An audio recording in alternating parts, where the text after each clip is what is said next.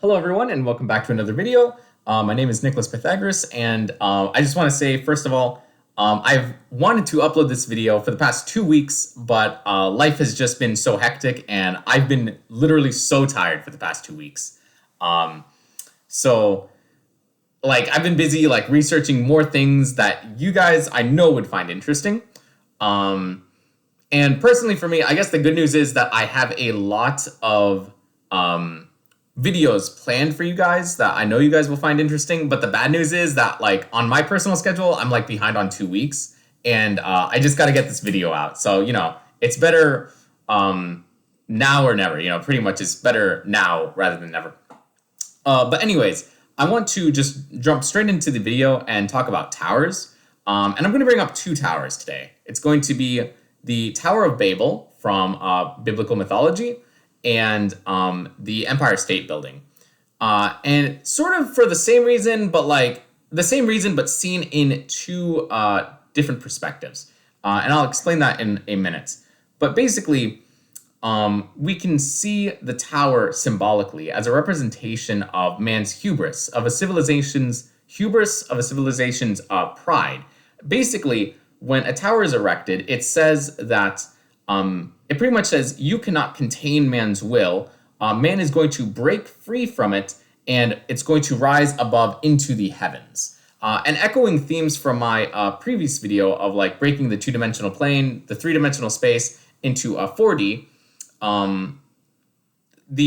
Skyscrapers are mainly seen in the United States, mainly seen pretty much in urbanization in the United States. And then now, it's a global phenomenon seen throughout the world.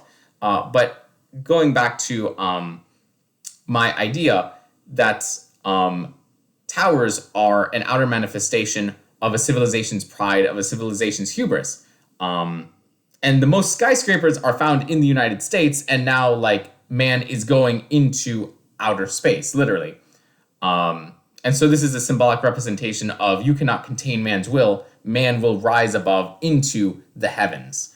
And obviously this is with or without God in a secular world. And so basically in biblical mythology, there was a tower. Basically the whole world got together and said, listen, we're going to erect a tower, and we are going to be able to go into the heavens without God. And so basically, this was a symbol of hubris. This was a symbol of pride. And what happened? Well, God decided to strike down the tower and scatter the people all throughout the world. There's also the catchphrase that that pride comes before a fall. And so what is that? What is that implying? Well, when you fall, it's descension. You have to already start from something higher in order to go lower. And what do towers symbolize? Towers go up, skyscrapers go up. And so that pride comes before a fall. It's really manifested in skyscrapers, in towers. And so the second thing I want to bring up is the Empire State Building.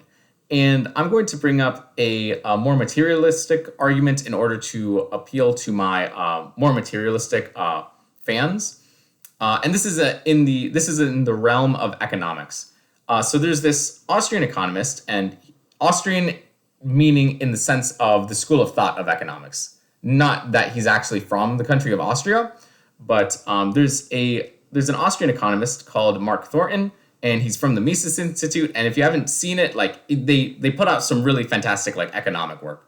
And that's MISES Institute. And you can just type that into Google or YouTube, because they have a YouTube channel. But anyways, so Mark Thornton came out with this idea called the skyscraper curse. And it basically says that when a civilization or a city erects a tower or a skyscraper, it is symbolic or a foreshadowing of financial collapse or some recession or some type of recession or something like that. And the Empire State Building is no exception to this rule. Basically, the Empire State Building began construction either in 1929 or 1930, and it was completed in 1931. And so any person who knows U.S. history knows that that's the date of the beginnings of the Great Depression, starting with the financial or the stock market bubble in 1929, and then ending in at the end of World War II. So basically, the fact that the Empire State Building completed construction in 1931 is a sign. It was a sign that the United States was either beginning the Great Depression or already in the Great Depression.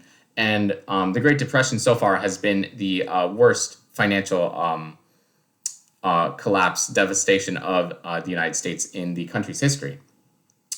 But this is despite the fact that it is a more materialistic argument, it's more of an economic argument, we can see it as a complement to my more phenomenological, symbolic hypothesis of the representation of a tower in civilization. So take it as a complementary idea to my idea. And that's pretty much it for today's video. If you guys really enjoy these ideas that I talk about on this channel, where we talk about philosophy, existential philosophy, phenomenology, and seeing the world through a more symbolic lens, then please consider subscribing. And if you have any thoughts or anything you would like to share, please leave it down in the comment section below. And share this video with your friends if you feel so inclined. So take care, and I'll see you guys in the next video. Thank you.